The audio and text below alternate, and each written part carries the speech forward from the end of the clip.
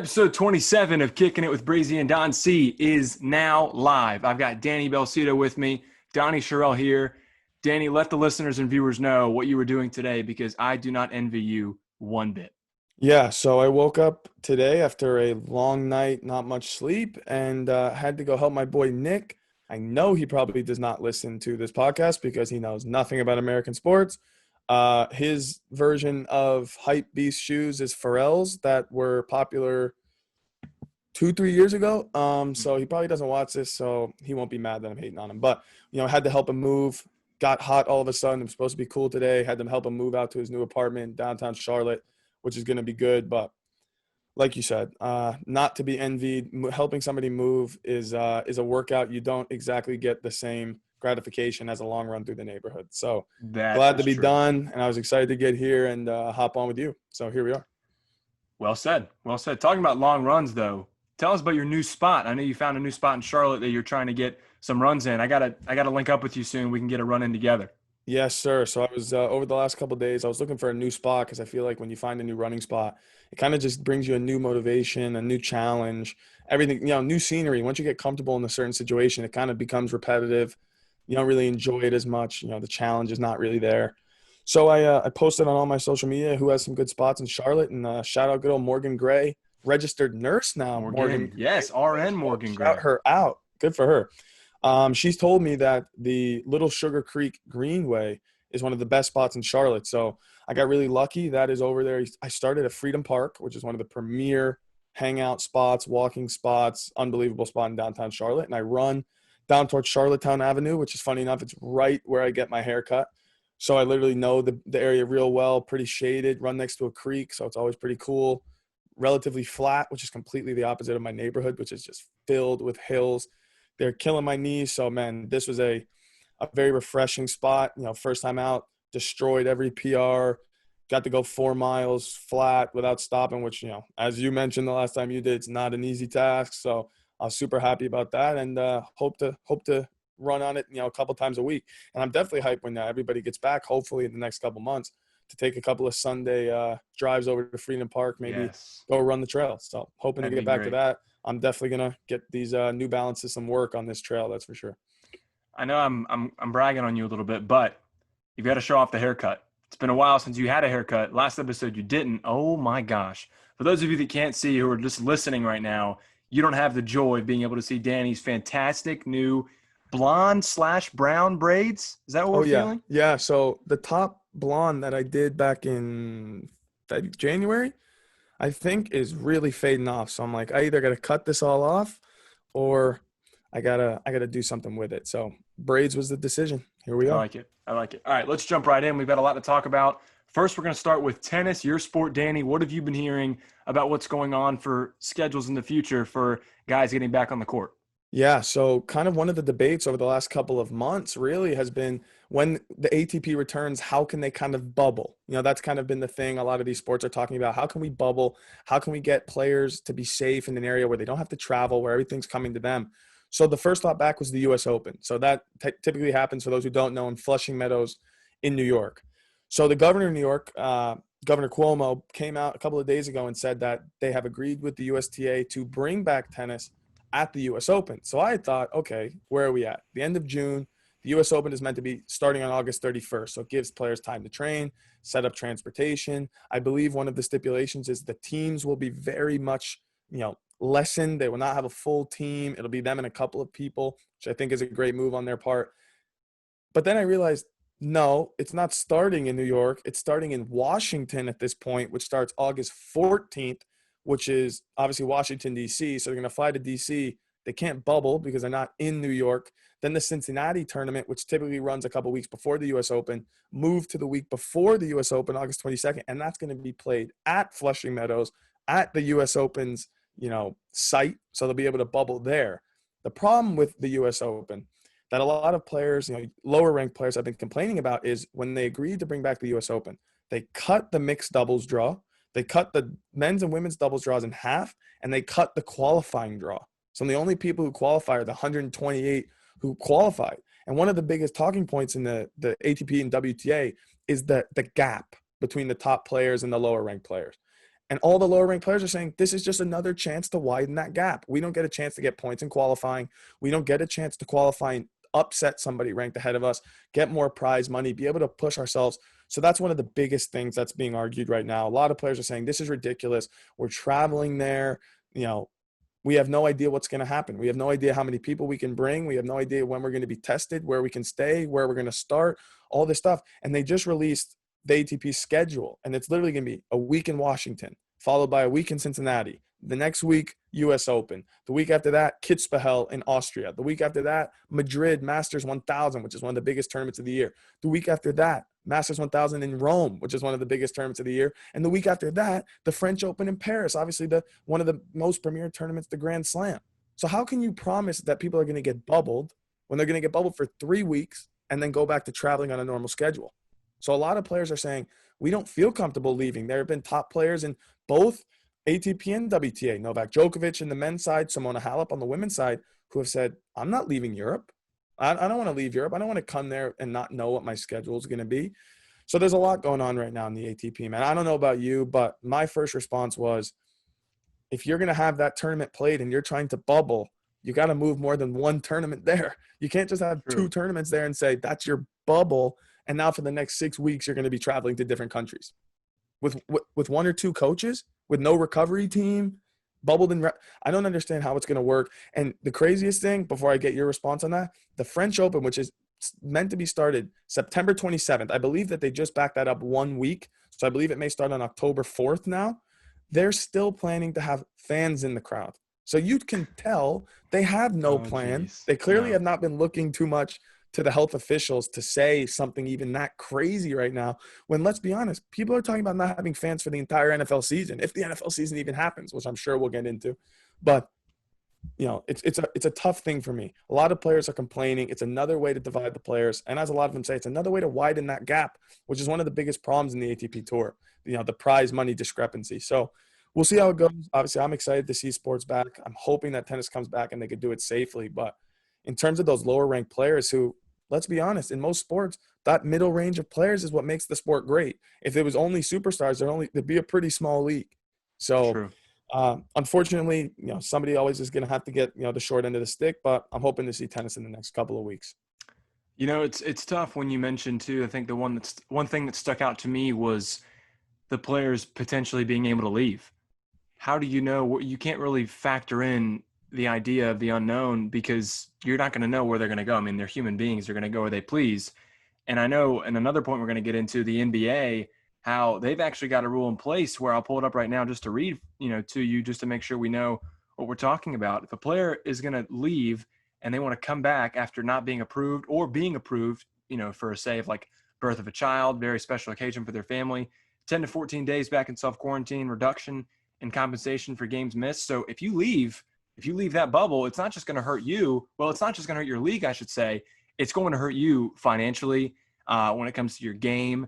Physical wise, you're going to step out of that bubble, which is, you know, going to be huge with the NBA, which we're going to get into. But for tennis, really, I mean, you think about it, there's a lot less people when it comes to a team. There's a lot less on the court, exactly, you know, the referee, the ball boys, and the tennis players. So I could see tennis really coming back and lasting. You think about it, I mean, the people are distance, as you know, you're far enough. You don't have to go talk to your opponent. You don't have to go shake hands with him. I don't see why not. Why can't tennis come back? Yeah, I don't know. Like for me, the thought is, you know, in most of these sports, you know, if people come back and they're all tested and they're constantly being tested, it sounds safe, right? However, tennis is different than every other sport, really. You know, I mean, a couple other sports have brackets, I suppose, but not professional sports, really. What if a player wins his first 3 rounds, makes it to the round of 16, gets tested the day before, has a fever? Are they going to delay that match 2 days to see if the fever comes down? Exactly. No, because the players are going to have fevers. They're going to play long matches, 3-4 hour matches in the heat. Just because it's quarantine doesn't change the fact that it's going to be hot at the end of August and early September. It's going to be hot. So they're going to have fevers. What are they going to do? What if a player tests positive who's in the semifinals? All that TV revenue gone. So then that's going to hurt it going on. And then what? Then they're pulling out of tournaments. Then they have to leave. Then you got to test every player. Are they staying all at the same hotels? Are they all staying on different? You know what I mean? There's so many things. When you talk Mhm. about the UFC, it's 22 to 26, 28 fighters on a card with 3 members of their team there. All can be in different things. They're never going to really see each other. They're never going to like, I mean, they're obviously going to fight, but outside of that, there's no real interaction. In the ATP, that's what they're so used to. They're giant draws.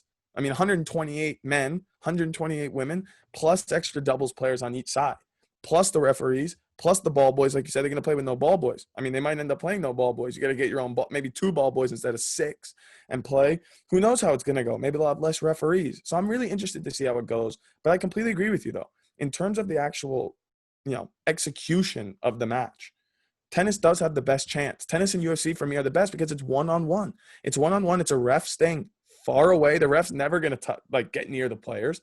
The closest player gets to the players is the ball kid throwing the ball. Put the ball kids in gloves.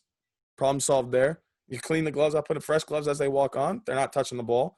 And then the only people touching are the players who would have had to been tested and hopefully tested negative and been able to play. So I think that's where we're at on the tennis side. I'm hoping it comes back because for me, the more sports that come back and the protocols that they're putting in place and the policies and the health, like I said, the policies and the stuff protocols that they're putting in are teaching the other leagues how they can do it most efficiently. I think that's the biggest thing. I think in this type of situation, all we need is information. That's what helps people the most. We've learned that from the WHO, CDC. More information kind of calms the soul, kind of gets us all thinking, okay, things are going to be okay. I think that's how it's going to be in sports. I think you're going to need to figure it out. We've obviously seen in almost every sport that's decided to come back. I believe every sport, actually, people have tested positive. I mean, in soccer, which I know we're about to get into as well, there are coaches, players who tested positive who we saw play in the last couple of days. So it's possible. I mean, they can make it happen. Well, I'm just worried, like I said, in a tennis tournament, right? If a dude makes it to the final, I mean, God forbid a guy gets to the finals and tests positive or has a fever. Like, what are they going to do? I mean, obviously they're not going to have to refund fans, so that's obviously a help. But they put their finals on NBC. They put the final on CBS. Those millions of dollars in TV rights, and all of a sudden that's going to be out the window because a player tested positive because we didn't read the signs, we didn't do temperature checks, yada yada. I mean, that's just the risk that I think they're willing to take. But I just think in all these sporting events as well, let's see what top players decide they're against it. Let's see what top players say I don't want to go to Orlando in the NBA. Let's see what top players say I don't want to go to New York, because that's going to be the biggest difference. If all the players decide to go, they're not going to change anything. They'll be reactive. If players decide they're not going to play, you might see a more proactive approach from the other commissioners in the leagues. So I'm interested to see what happens, but I'm excited to see some tennis, that's for sure. Well, as you mentioned, one of the things that helps keep us going is information, and we got a truckload. A truckload is an understatement of information from Woj and Shams on Twitter. I mean, literally, my phone. First of all, I have the notifications up for Woj and for Shams. Yes, sir. Shams. I don't know how to say it. I'm just going to go with Shams at He's this just a point. genius. Right, but at this point, I've got all of their tweet notifications, so I get every single tweet that they have, and my phone is filled with them. I'm going to read you my favorite one. It's the NBA's Orlando campus amenities. Get ready for some fun. Hotel amenities for the players. There will be a players-only lounge with NBA 2K capabilities, TVs, gaming, pools/trails, barbers, manicurists, and pedicurists. 24-hour VIP concierge. Daily entertainment. There's going to be movie screenings, DJ sets, video games, ping pong, pool, lawn games, and to me, my favorite, players can attend other games. And I saw someone tweeting that Joel Embiid in a gym by himself is the deadliest weapon the Philadelphia 76ers can put out during this playoff run / season we're going to have in Orlando. I honestly, first off, hats off to the NBA. I've said it time and time again. Adam Silver is the best commissioner in all of pro sports. We mentioned Adam Silver's at the top. And just a quick little, I hate to bash the MLB, but it's probably Roger Goodell, 50 feet of garbage, and then Rob Manfred. Not to hate on Rob Manfred, but the MLB, I see you laughing, Danny. You're getting to me. Kind of to hate on MLB. Kind of to hate on Rob Manfred. He's not doing much here. It's painful to see. I mean, we were talking earlier. Who's the Woj for the MLB? And I told you Jeff Passan. Literally, all I see from Passan, MLBPA proposes 70 games. MLB rejects. MLB counters. MLBPA rejects. I mean, I can't take it. It's painful. Mike Greenberg had a segment on ESPN the other night about all of the commissioners when Silver came on with Dame Lillard and Rob Manfred came on, Roger Goodell, ton of the big names. And Rob Manfred, I mean, was said to be saying, 5 days ago, 100% we're going to have a season. And then 4 days pass, not 100%. What are you doing? Has Silver said anything like that? Have any of these big name commissioners put out a promise? It's really just we're going to do everything in our power we can to get these seasons back. And hitting on a lot of your points for tennis, I mean, tennis and the UFC, I agree with you. They're the most easy sports to social distance with. Basketball and football, I mean, I was going to say earlier, and I'm going to say it right now, I'm scared about football. I really am. I mean, you talk about basketball, how hard that is, and there's 20 people from each team on the bench and on the court at the same time. Football, that's not even, no. You've got the whole sideline, you've got the whole training staff, you've got the players, you got the coaches, you got the medical staff, you've got you have so many moving parts in football. And as you said too, how are they going to do a bubble for football unless they've got a place where they can have 3 stadiums? Because the NBA, I was reading this too, they've got 3 stadiums in Orlando that we already know for the summer league, for other purposes. I'm looking at the schedule right now. I mean, it's literally no room for error. I mean, if you mess up, this whole thing could fall to pieces. But then again, who really knows what's going to happen? It's really scary to kind of just close off on my tangent when it comes to everything that's going on. But at the same time, I applaud those who are trying their best to try and get sports back to somewhat normal times. And that really, to me, is all that matters in the end. Yeah, I mean, for me, everything you said is spot on, and especially talking about the NBA. I think when you have all those activities that they're offering these NBA players in this bubble, like it almost sounds like a vacation for most of these guys. It's like, let's Total they're opposite, really.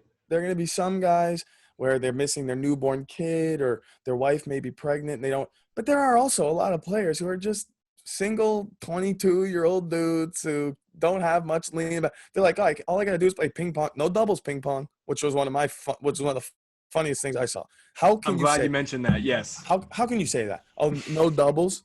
Like it matters. Like they're all going to get tested. They're going to be sitting next to each other on the bench and you're worried about doubles ping pong? Man, like invest in a little more in a fight.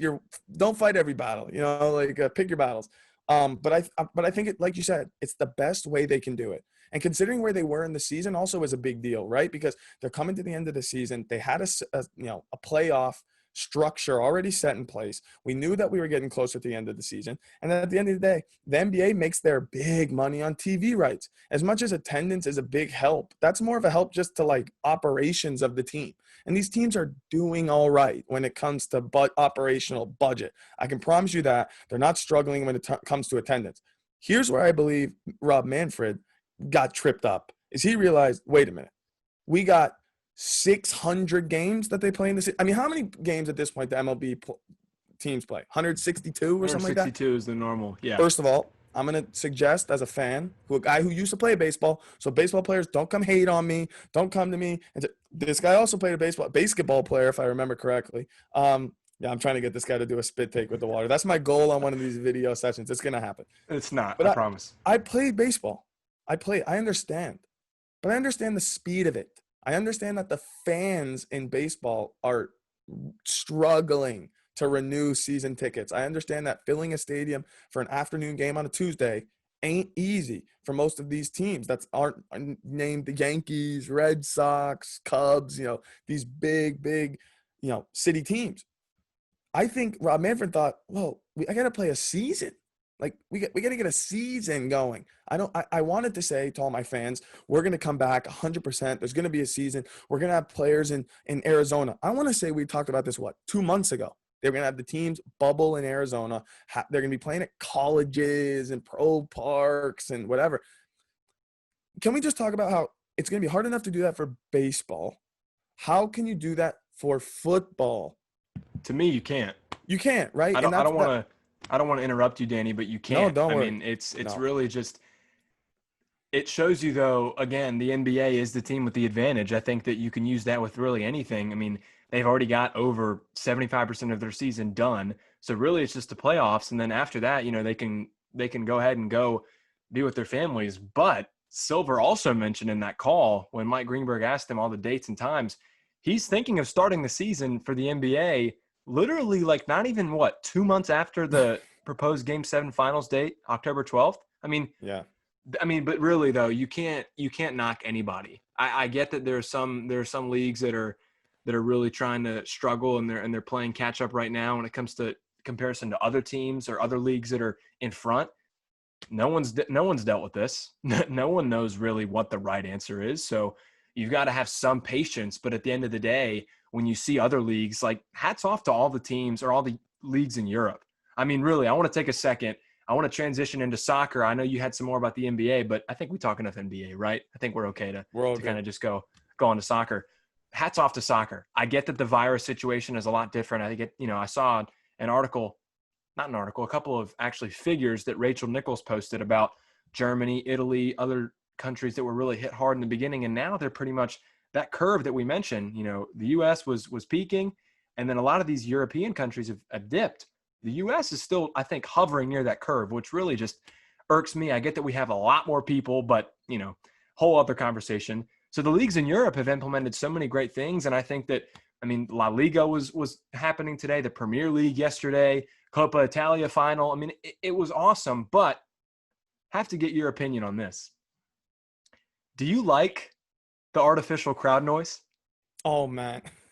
I I mean, what was I can't even put into words, because I was watching a game yesterday. I want to say it was either Sheffield and Aston Villa. I think that was the game. I want to say that one of the teams, whoever was playing at home, they had the reactions in the crowd noise. So let's say there was a missed shot. About like 3 or 4 seconds later, you'd hear, "Oh," like you would in a normal game, but it was so delayed. It was so funny. I don't want to make fun of them, but let's laugh a little bit. It was terrible, but I wanted to hear your reaction about how soccer's going right now overseas. Yeah, it's funny you say that. Me and Jonesy actually hopped on a FaceTime. For those who don't know, Matt Jones, Shout my out teammate Jonesy. over at Wingate Tennis. We were FaceTiming while watching the Man City Arsenal game, just talking about how interesting. And then I realized mid-game, and he didn't even realize. Wait a minute, there's crowd noise. What are we hearing? What is that? And you hear, and it's the same recycled, crowd. It was hilarious. It's just there's no ups, no downs. It's just like a murmur of sound. How about this? In the Napoli Juventus game in the Coppa Italia, they had virtual like colored boards in the crowd. Yes. I couldn't believe it. To be honest, I will be honest though. It was weird. It was a little bit uncomfortable for the first 3 minutes. And then I felt like a nice warm surge of happiness. Like I was like, I want to hear this. And I was telling Jones that I Yes. go, let's be honest, guys. Nobody, and I mean nobody, is watching NBA, NFL, soccer, UFC to see the faces in the crowd. No one cares. We care about True.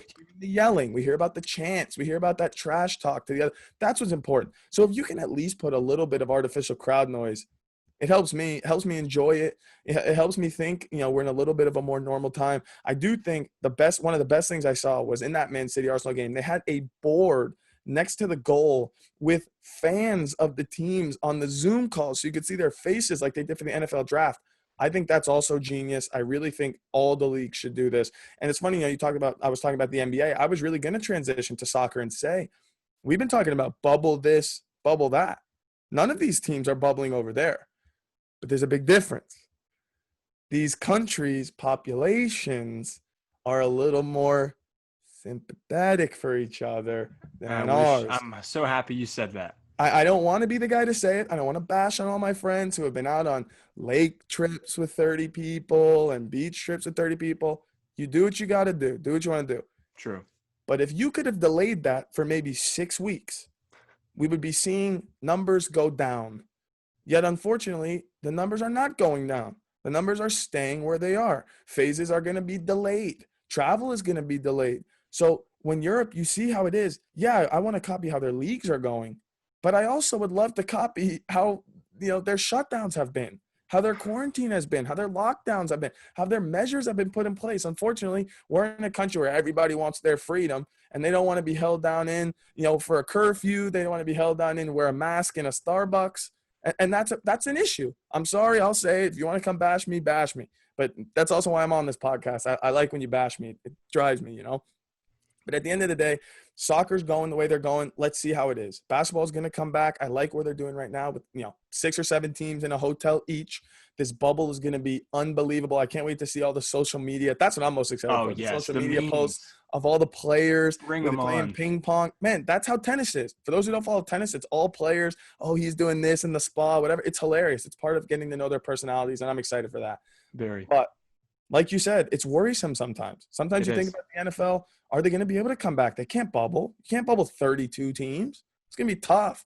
Those games are 3.5, 4 hours long, and that's the game. That's not the ins and outs of the meet. Everything's going to take longer. They're going to need 3, 4 stadiums. Maybe they could go to LA. I'm interested to see, but I think we're going to see nothing, truly, no updates for the NFL until basketball starts. So Yep. I think that's going to be a big part of it. So I'm interested to see how basketball starts. And as much as we're talking about it now, there's still 5 more weeks, 6 more weeks until the basketball I season know, starts. man. So I a need some lot is still going to basketball. happen. A lot is still going to happen. But I Oh, love, like you said, love the planning. Adam Silver is just to be absolutely celebrated for being the pinnacle of the leadership in sports leagues. Honestly, Dana White has a lot of trouble right now. He's in a lot of trouble when it comes to dealing with contract negotiations.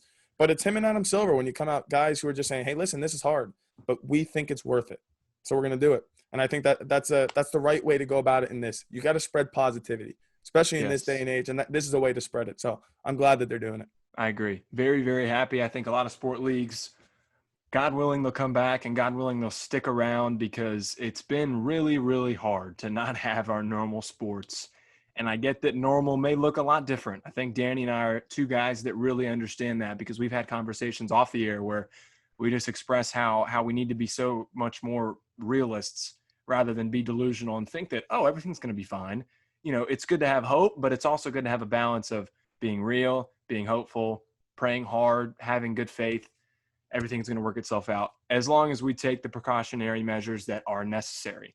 Absolutely Now, right. that's enough of Dr. Belcito and Dr. Sherelle, but let's get into some kicks. Danny, I want to start off by saying I saw another picture again right when I woke up this morning of the beautiful ASIC Gel Light 3s, courtesy of our guy Sean Witherspoon. $164 for retail. Interesting number right there. But what are the chances? Give me a chance from 1 to 10 that we can actually get our hands on a pair of these for a decent price.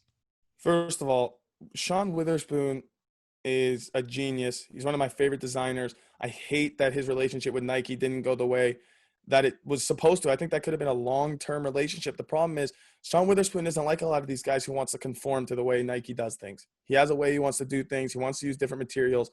And Nike said, okay, well, we gave you that, the first SW 97.1.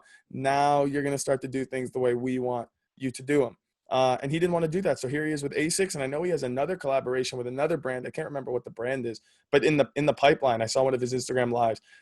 But to answer your question, 1 through 10 to get those, I think the bots are going to be working overtime to get I those hate that shoes. I so think we're going to much. struggle. And the one thing I'm scared for you is ASICS tends to release small shoes. So I'm scared that they Oh, might not even have a size 14. I've seen them, they release shoes that go as high as 13. So I'm hoping to get the 14. If they do, though, I think you could have a decent chance, much better than me, in getting an 11 or 11 and a half. I mean, I'm in that top of that money range, but I think getting a 14 in those on release might not be that hard. And I've seen a lot of resale predictions around 400 to 500, and we all know size 14 tends to be towards the bottom of that scale for most releases, not all, but for most. So you might be looking at a $400 check. And I know you got some shoes mm. back there that you've been talking about trading in, and I know you're putting in all the hours right now when it comes to working with different teams. Shout you out for all the work you're doing. So I know those checks are going to start coming in heavy. So who knows? Maybe you save a little money, trade in a couple pairs to old Cola Kicks. Shout out to the homies at Cola. And maybe you can pick those bad boys up. But I'll tell you right now, with all those tearaways, all that corduroy on there, some So suede, beautiful. It's if you've so heard this beautiful. podcast once, you've heard me say it 100 times. Materials on sneakers are what wake me up in the morning. So those excite me about more than anything, man. Tearaways, unbelievable. All those different check, or not, I guess not check, but I don't even know what you'd call that ASICS checkerboard thing that they have as a I logo. guess just, yeah, logo. We'll say All I logo. know is it looks good. All I know is it looks good, and everything Sean Witherspoon does looks good. So I hope we can get our hands on those. I think you're going to be looking at about $400 or $500 is my Oh, prediction. We'll gosh. see in a couple weeks where I'm at in terms of that prediction. I've been pretty on lately. I think we're looking at about a $500 top. But is that the shoe that you want to get your hands on, or are there any other shoes you've been looking at for the next couple of weeks? It's tough because I really don't see myself even getting them. I mean, you mentioned that they may release smaller shoes. So if they even do have a 14, what's the quantity going to be like for a 14? I bet True. you it's going to be super, super limited. I guarantee he's already got a ton of friends that probably have as big of a foot as mine, and the homie Nick Kuchris that came on, size 14 bros. So I really don't know if that is even a possibility, but I do have to mention, and I know it's been getting a lot of flack on social media, the Yeezy release calendar, to me, I may be off. I may be just bored because I really want to buy some new shoes. It's been a while. The last pair that I got were my Butters that I did not pay for. Shout out to Mom. Thank you very much. I love you. But the Yeezy calendar, man, I'm looking at it right now. I know the names are really weird. Zion, Israfil, Azriel, Abez. I mean, what the heck are these names? But I mean, the colorways I think look really good. So I'd love to snag a pair of those. And as you mentioned, if the hate is still going to be as big as it is right now when these drop, who knows? Maybe the resale won't be as much. And that would be perfect for a guy like me who doesn't like to open the biggest bag when it comes to getting a nice pair of shoes. So who knows? But I think the Yeezys or the new Yeezys that we'll release and the Sean Wotherspoon Asics are right there at the top of my mind. What about you? What's a shoe that you want to pick up this summer? Well, it's interesting that you talk about, you're a guy who likes to not drop a giant bag when it comes to sneakers, because anybody who knows me, who listens to the podcast, knows that I am not afraid of dropping a big bag on a pair of shoes, You are not. trading around, hustling a little bit, and finding a shoe I like. And one shoe that I really like that has a New York inspiration, which is always near and dear to my heart, when they start releasing shoes out of Charlotte, I'm buying all the pairs. And who knows, maybe those shoes that are going to come out of Charlotte will be designed by your boys, Breezy and Don C. You never know. We might get our own collab here coming up soon. Hint, hint. Just kidding. We're nowhere close. But when they come out, all of our OG listeners will be getting a pair signed, handwritten letter by us straight to your door. So Can you imagine if we could create our own shoe? if there was no incentive to listen, there's more incentive, because I I think think it's going honestly, to happen.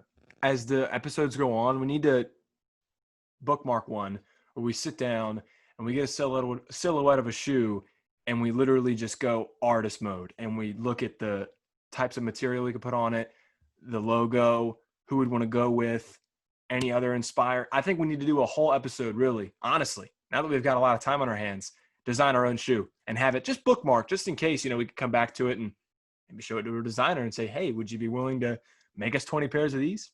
Just a thought. Just a thought. I love it. I think that's a great idea. That could definitely be our first implementation on IG Live as well. We could be posting that on for our friends of IG Live. But yes, the shoe that I've been looking at that is rumored to release around holiday time, the end of this year, is the Air Max 90 Bacon, which is an older shoe that was inspired by Dave's Quality Meats in New York. Lovely little butcher shop. I've walked past it a bunch of times when I've been there. Unbelievable design, got the bacon colorway, so beautiful. And the original bacon was on an Air Max 180, which, I mean, you could never find for reasonable prices right now. But this new bacon that came out, I don't believe it has any collab with DQM, Dave's Quality Meats. So I believe this will be easier to get my hands on. I am looking forward to getting those. I love the colors, the brown, the pink, the tan colors. I love it. I need to get my hands on those. That is a shoe that I'm glad is coming out during the holidays, because you know what the holidays brings? Cha-ching. Checks from the family. So hopefully those will be coming out. Hopefully nothing else gets delayed. I know we've been talking about all those Nike delays, but there are some shoes coming out. The sneaker market never slows down. It is not like the stock market. It may have its ups and downs, but you can always get the bang for your buck when you buy a pair of shoes. So I'm ready. I'm ready for the shoe market to come back, because I'm definitely like you. I'm ready to drop a bag. We need to do a similar trip like we did close to 6 months ago, last time you were here in Lexington, when we went around and did our little Charlotte and Columbia trip. We need to go and just hit as many stores as we can, because I've got some money that's saved up. Not a lot, mind you, but just in case, we want to stop in, get a couple pairs of shoes. I need that. I need that for my soul. And I think we should definitely look into getting a little cheap red-eye flight over to LA, visit our guy Noah Eagle, check out Melrose, because those shops, wow.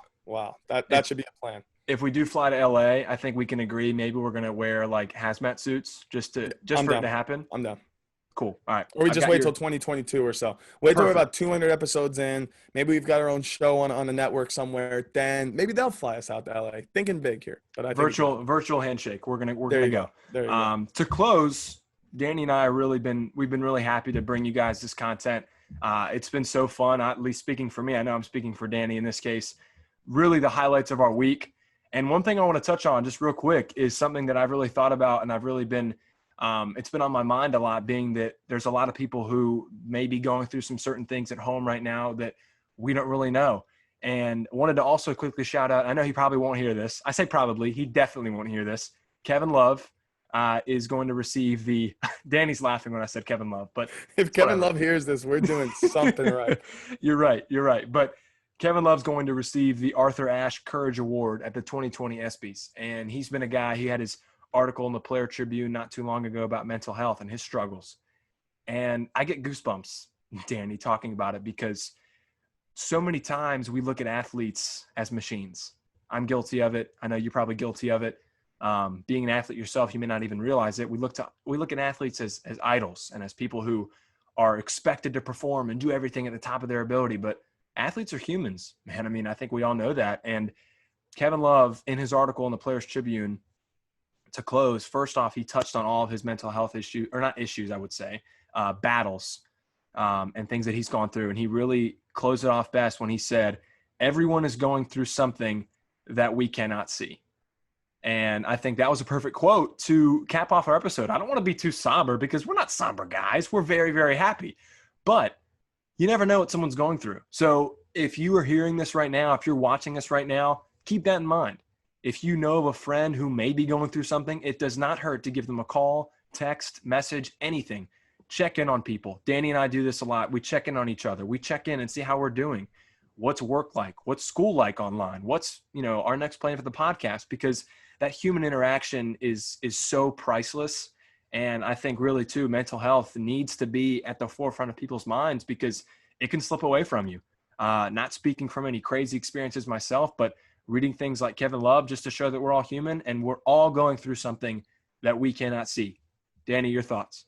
Yeah, I mean, truly, I love that you mentioned that, man. I love that. Obviously, him getting that Arthur Ashe Award, obviously gives me a little bit of goosebumps seeing as I won that Arthur Ashe Award this year for the Southeast region. That's obviously a big, big deal for Kevin Love. I mean, he spoke out, and he got a lot of criticism when he spoke out. A lot of people calling him soft, those haters coming out, oh, this guy, you don't need to speak about this, just shut up and play. And, oh, wow, how bad can your life be? You're making millions of dollars. You have no idea. And like you said, one of my buddies, Christian, who told me he listens, so I hope he hears this, he posted a tweet that said something along the lines of, be nice to people, check in on them because you are God's reflection, which I thought was really cool to say. And he's right. Like you said, I feel it's unfortunate that we're in a society and an age bracket right now that somewhat emasculates caring compassion. They kind of make worrying about people and having sympathy for what they're going through and putting yourself in other people's shoes and praying for people and just giving people a hug and calling them to tell them you love them is some sort of, doing air quotes for those who are listening, feminine thing to do. No, this is a human thing to do. This is what caring people do. This is what people who want to foster relationships do. And when you talk about mental health and things that, people can't see, I was planning, this is a good transition. I was planning to hopefully be able to get into an episode with you where we do discuss that, because I think that is something that I think a lot of people do deal with. And I know it's something that over the last couple of years, and once again, I hate to pat myself on the back like this. A lot of my friends are probably saying, no, Danny, you love to pat yourself on the back. No, I don't love to pat myself on the back in all situations. But, a lot of people have talked a lot about some of the things that I've achieved, quote unquote, throughout the last couple of years at Wingate and awards and whatever. But I can tell you I've dealt with the lows of the lows with mental struggles, and all my friends can vouch for that. I've dealt with serious struggles, and I would love to talk about that. I'm sure you have. I'm sure a lot of our friends who listen have, and they can relate to that and take some positivity from it. So guys, be on the lookout for an episode where we do get into that. We do touch on mental health battles and just tell some stories, because I think that's just as important as bringing you updates on the sports world. I really do think what we do and what me and Donnie love to do, and where this podcast stemmed from for me as an idea and with him to join me, was, do we love to talk about sports? Yes. Do we love to talk about sneakers? Yes. Do we have a great relationship that we wanted to grow even more? And this has been a way that we've absolutely built a brotherhood, not a friendship, but a brotherhood between us. Yes. But the thing that we, in my opinion, truly match in each other the most is wanting to help people to be the best that they can absolutely be in every possible way. And this is a way we can do that. just to bring you a little bit of joy, a little bit of happiness, to hear some familiar voices and hear the stories that we go through. I can't wait to have that episode. I can't wait to bring some of our buddies on as well and talk with them about their lives and their struggles, because I think that is just as important in this day and age, especially with everything that's going on right now with these movements right now. I think it's very important that we don't just touch on sports, because sports is important, but it's not everything. And what Kevin Love came out and said, and what he's going to be appreciated and celebrated and awarded for, speaks volumes to that. So I think that's a great way to end. I love that quote by Kevin Love, and I'm excited to see what he says when he receives that award. It's everything you say, Danny. Always sounds great. So thank you for responding with that. Always well said. And for those who love hearing our familiar voices, or now seeing our familiar faces, if they really love to see our smiles, you've got every chance to now with our episodes. This will be our second episode now on YouTube, our 27th in total. That's a wrap. That is a wrap. And we can't thank you guys enough for supporting us. Please continue to support us as these times move on, because we are always going to be front and center, delivering content and showing love to those who show love back. That's going to do it. Episode 27 of Kicking It with Breezy and Don C. Thank you, and we are out.